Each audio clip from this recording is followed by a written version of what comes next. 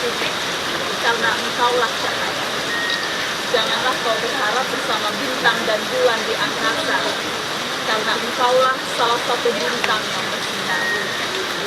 Janganlah kau berhenti bermimpi dan berharap, karena Engkaulah hidup bersama mimpi. Janganlah kau tunggu datangnya cahaya mentari, karena engkau sudah tahu besok mentari bersinar dari timur.